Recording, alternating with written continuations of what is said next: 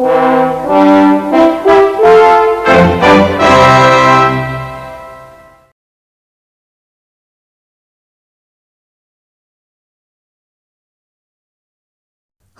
and welcome. The city of Nottingham is well known, amongst other things, as being home to the legend of Robin Hood, Robin's nemesis being the evil Sheriff of Nottingham. During the Industrial Revolution, most of Nottingham's fortune was made in the textile industry, and the same can be said of Derby as well, which was very much at the middle of the Industrial Revolution. Derby and the area around Derby still has great industrial heritage. It's home to Toyota and, as a complete contrast, Rolls-Royce, and anybody with a passing interest in trains will tell you that Derby Litchurch Lane Works has churned out all sorts of wonderful things over the years. In complete contrast, Mansfield is a town that has a 700-year-old history of markets. It's also the birthplace of Rebecca Adlington and Richard Bacon. And what does it have in common with Nottingham and Derby? It was all part of the operating area of the East Midland Motor Services Limited. The East Midlands form part of the Midlands, and unsurprisingly they are the middle lands of the country. In fact, Derby is probably about as far from the sea as you can probably get. I do have an interesting factoid about that, not connected to buses, that Samuel Plimsoll, who was the MP for Derby, introduced the Plimsoll line on ships, as well as other various safety measures. Anyway, back to the buses. East Midland Motor Services Limited dated from 1927 with the renaming of WT Underwood Limited. Underwood had commenced operation in Clone in Derbyshire in 1920 and was soon associated with United Automobile Services. During the 1920s, Underwoods acquired various companies, including Enterprise and Silver Dawn, with a new Enterprise and Silver Dawn company being formed by its original owner when East Midland sold its Scunthorpe operations in 1927. In 1929, the LNER and the LMS Railways purchased East Midland, and in 1930 the company became jointly owned by LMS, LNER and Tilling and British Automobile Traction. It became a British Electric Traction subsidiary in 1942.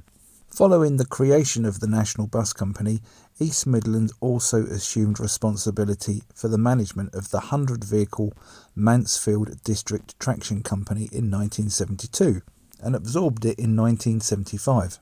The Mansfield and District Light Railway Company had operated trams from 1905 to 1932. It had been renamed Mansfield District Traction in 1929. It was a subsidiary of the Midland Counties Electric Supply Company Limited, part of the Balfour Beatty Group, and was thus a sister company of Midland General and Notts and Derby, which were all integrated with Trent in 1972. All three of the Balfour Beatty companies had come into the British Transport Commission control in 1948 when the electricity supply industry was nationalised. Under BET ownership, East Midland had operated Leylands. Mansfield District favoured AECs, changing to Bristols after 1954. Mansfield District buses were green.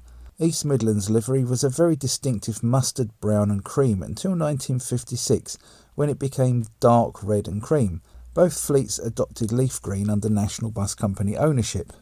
A few of the BET fleets had bought Leyland Lowlanders, including East Midland, which built up a fleet of 18. Most of these had Alexander bodywork. When Bristol and Eastern Coachworks products became available on the open market in 1967, a number of BET companies ordered REs. Amongst the first were East Midland, who received 12 RELL6Gs in 1967-68. They built up a fleet of them and it became quite a popular bus for them initially. Most had the more familiar Eastern Coachworks bodywork, however some were delivered with Marshall bodywork.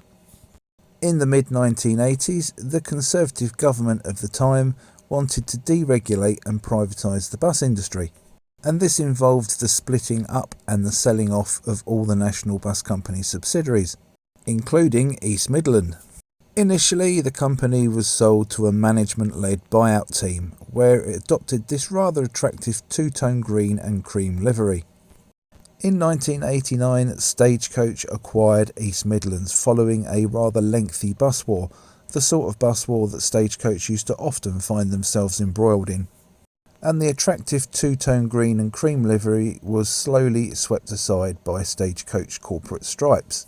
In 1996, Stagecoach East Midlands acquired the former municipal operator Chesterfield Transport, although this was later transferred to Stagecoach Yorkshire. In 2006, the East Midlands business was restructured to integrate Stagecoach in Lincolnshire and Kingston upon Hull under one business. The company headquarters are now in Lincoln and has 6 subdivisions, these being Stagecoach in Bassetlaw, Stagecoach in Newark, Stagecoach in Lincolnshire, Stagecoach in Grimsby Cleethorpes, Stagecoach in Hull, and Stagecoach in Mansfield. And that, dear listener, brings us right up to date. I do hope you enjoyed this look at this interesting National Bus Company subsidiary. I can honestly say it was one of the hardest to research. There is just nothing out there on the early days of East Midland Motor Services. So I do apologise for using the picture of the EFE model bus. And if there's anything that I have missed out, once again, I do apologise. Having said that, if you did enjoy the video, please like and share it amongst your friends and family. And don't forget to subscribe to my channel so you don't miss future editions of the A to Z of National Bus Company subsidiaries, as well as the other videos in my other series. Thank you ever so much for watching. Join me again soon. Bye for now.